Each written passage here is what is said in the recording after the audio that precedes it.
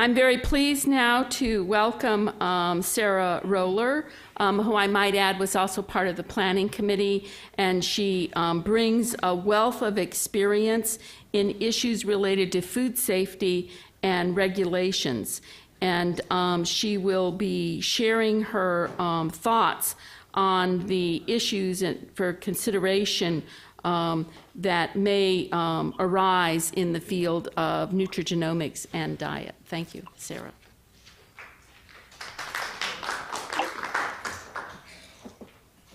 Thank you, and good afternoon. I guess I don't need this.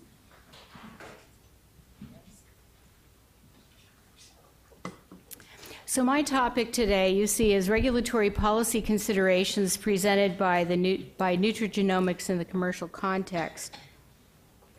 And in view of the limited time that we have today to address this big topic of law and regulation, here's the approach I plan to take. First, I will provide a high-level overview concerning the current federal legal framework that governs genetic testing and also health benefit claims for foods of the kinds that might be used in the context of nutrigenomics. While I will not have time to cover state laws, I want to emphasize that states have regulatory authority that is comparable to the laws that I'll be discussing at the federal level. And they also regulate some other areas. Think medical practice acts for a moment and medical ethics. And in some cases, the state laws are more stringent than the federal. The second aspect will be highlighting recent legal developments relating to commercial direct-to-consumer genetic testing. And then finally, I'll highlight some key regulatory considerations for the commercialization of nutrigenomics going forward. All laboratories that perform health-related testing, including genetic testing, are subject to federal regulatory standards that are administered by the Centers for Medicare and Medicaid Services under the Clinical Laboratory Improvement Amendments, CLIA. CLIA standards govern how tests are performed, the qualifications of laboratory personnel, and quality control and testing procedures for each laboratory. These controls are designed to ensure the analytical validity of genetic tests, but they do not address the clinical validity or clinical utility of genetic tests. In contrast, FDA regulates genetic testing kits and components that are sold to clinical laboratories or other persons under the medical device provisions of the Federal Food, Drug, and Cosmetic Act, which require products to be cleared by FDA before marketing. In accordance with the definition of device that is found in the statute, FDA's authority to regulate medical devices covers in vitro reagents and any genetic testing kit or related article that is intended for use in the diagnosis of disease or other conditions or in the cure, mitigation, treatment, or prevention of disease. While there's some controversy concerning the precise scope of FDA's authority to regulate tests that are developed in-house by laboratory, LDT, laboratory developed tests, FDA has taken the legal position that laboratories that offer LDTs are subject to both CLIA and the Federal Food, Drug, and Cosmetic Act, and yet FDA has generally exercised enforcement discretion, thus refraining from enforcing the premarket clearance requirements for laboratory developed tests. In 2015, FDA issued a report concerning its findings from an evaluation of 20 publicly available case studies involving what it called problematic LDTs, including some genetic tests. None of these appear to have been related to nutrigenomics. Based on these 20 case studies, FDA identified a number of critical issues presented by the LDTs which had not been cleared by FDA. And these problems included lack of evidence supporting clinical validity, lack of pre-market review of performance data, and unsubstantiated product claims. In the specific context of genetic tests, FDA found that some tests yielded too many false positives, others too many false negatives. Some detected factors that had no clear relevance to the disease. Some linked to treatments that were based on disproven scientific concepts, and other problems related to lack of validation. All of the tests that FDA addressed in this report and called problematic LDTs, all of them had met the minimum standards of CLIA.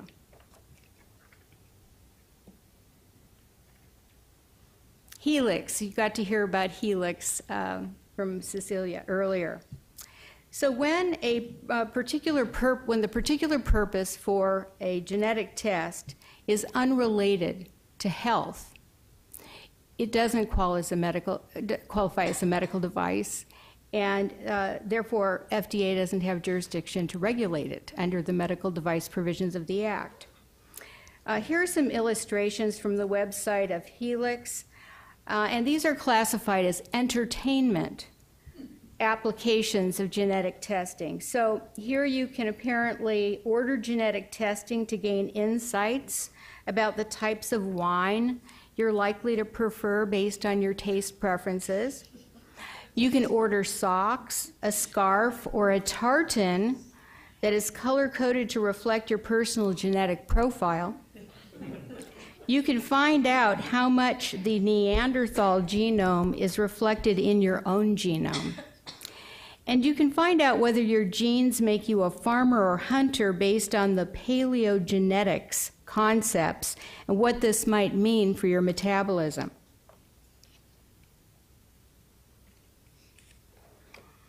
While a number of personal test kits have been cleared by FDA for direct-to-consumer marketing, the very first direct-to-consumer genetic test was not cleared until earlier this year, and that involved 23andMe's genetic health risk tests.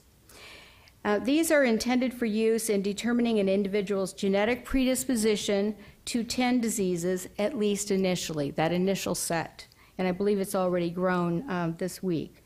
The test analyzes DNA from a saliva sample and provides results which are intended to provide information which may help individuals make decisions about lifestyle choices or help to inform discussions with their health care providers.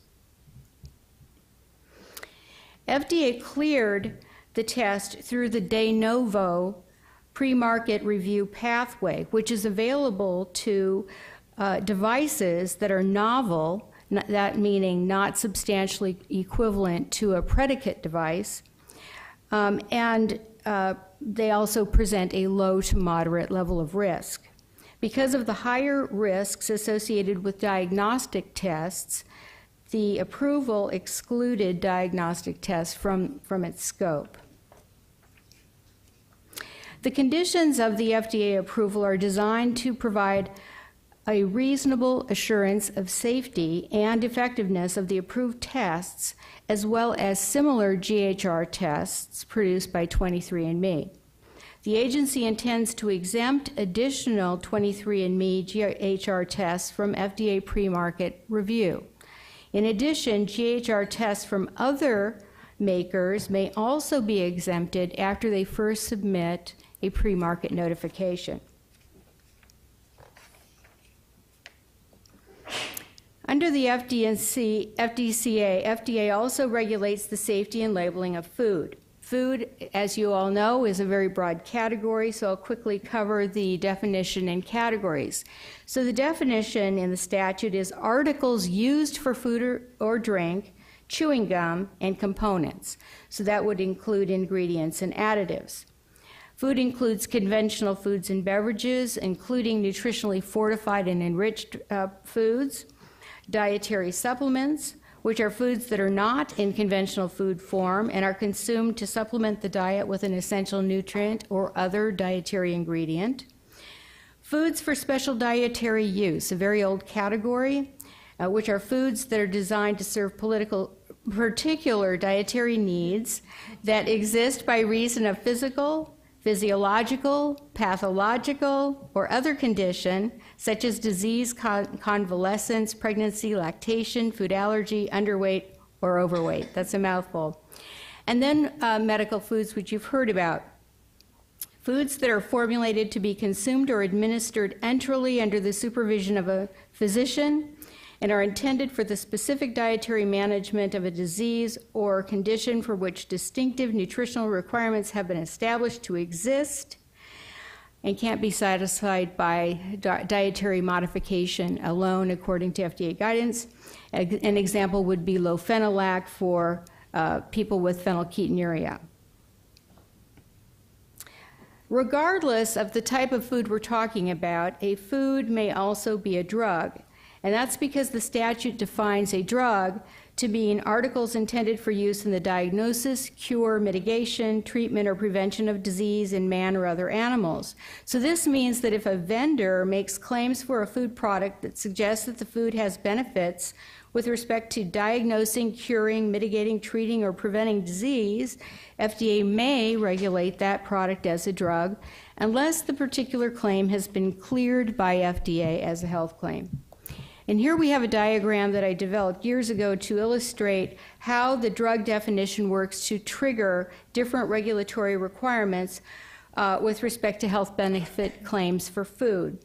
So note, for example, that a health benefit claim suggesting that a food has benefits with respect to disease prevention allows FDA to subject the food to drug regulatory requirements unless the health claim, the particular claim is approved as a health claim.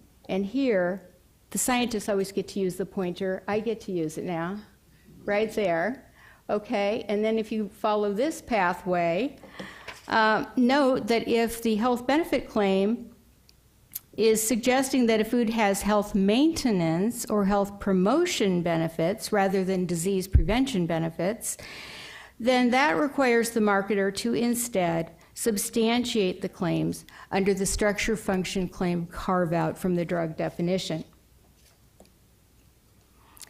While FDA historically has interpreted the drug provisions of the statute very broadly so as to limit the range of disease-related claims that can be made for food products without triggering drug status, note that FDA has broad authority to interpret and enforce the statute and regulations in a flexible manner consistent with the public interest. So here are just a few examples where FDA has relied on the agency's authority to exercise enforcement discretion to refrain from enforcing the letter of the statute or FDA rules. So we have a recent example. FDA's guidance on healthy claims allows higher fat foods that have a healthy balance of fatty acids to be called healthy, even though the rule in the CFR does not provide for that. This is in part a response to the most recent dietary guidelines. Second example, qualified health claims. These are truthful claims that are substantiated by credible evidence that does not meet the significant scientific agreement evidence standard. And why do we have this? Because some First Amendment case law developed that casts doubt on the constitutionality of the significant scientific agreement standard. Third example, FDA currently allows medical device data systems and many medical apps to be marketed without meeting the requirements for medical devices, even though they say they are medical devices. And this is a policy that seeks to avoid over-regulation of a promising lower risk health IT applications. Now I'd like to talk about the Federal Trade Commission and its authority. The agency has broad authority under the Federal Trade Commission Act to prohibit unfair and deceptive acts or practices. So unlike FDA, it's not classified according to products, it's the acts or practices, and this includes false advertising.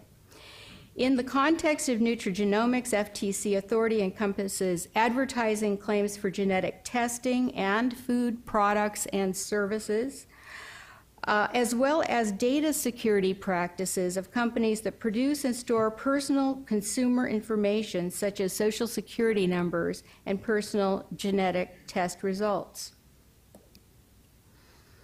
Based on a large body of FTC false advertising case law under the FTC Act, FTC has developed detailed policies and guidance concerning claim substantiation requirements, including a few that I've highlighted here.